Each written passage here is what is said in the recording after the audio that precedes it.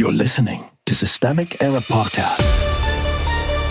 The failure was designed. Insiders fear top aides are hiding the truth from Trump, based on an article by Adam Lynch. Trump's war, Republicans' panic, and the ritual of denial, the real center of power. The source material is not about confusion. It is about a president making a war mess and a party trying to survive it without admitting who owns the damage. Donald Trump holds the institutional power here. He started the war, set the tone, and placed loyalists around himself to filter reality until it flatters him. That matters because the article keeps circling around military intermediaries as if Pete Hegseth, Dan Caine, or Admiral Brad Cooper were the main story. They are not. They are the transmission belt. Trump is the decision maker. Everyone else is either trying to protect their jobs or pretending proximity to power is the same thing as power. The Republican complaint is a confession. The anonymous Republicans quoted in the piece are not exposing a hidden truth so much as confessing their own system's rot. They describe a president surrounded by fearful yes men, then act surprised that a government built on loyalty tests produces cowardice. That is not a glitch. It is the operating principle. If Hegseth is too afraid to speak honestly and Caine is too insulated to matter,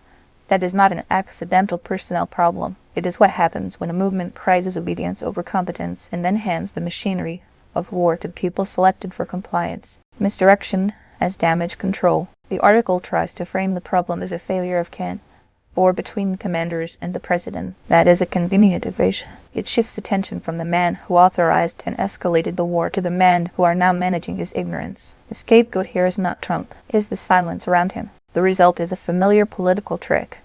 Deliberate harm gets repackaged as miscommunication. A war becomes a quagmire. A strategic disaster becomes a staffing issue. A reckless president becomes a victim of bad briefings. That is not analysis.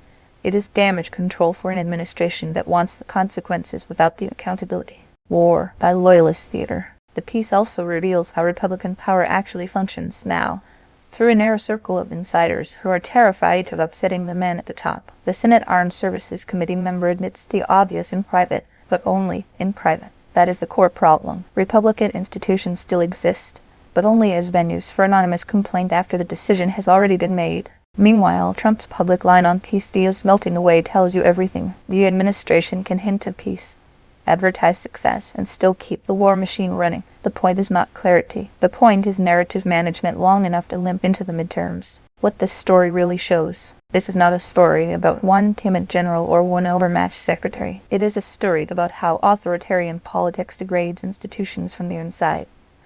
By rewarding loyalty, punishing truth, and turning strategic failure into a messaging problem. The Republican senators quoted here are describing the structure they helped normalize. The larger pattern is simple. When power is organized around one man's vanity and a party's fear, war becomes less a policy than a performance. Truth disappears first, responsibility follows. Then everyone acts, shocked that the country is trapped inside the consequences. You've been listening to Systemic Error. Thanks to Alternate for today's article, with the automated voice of Liberts. Thanks for listening.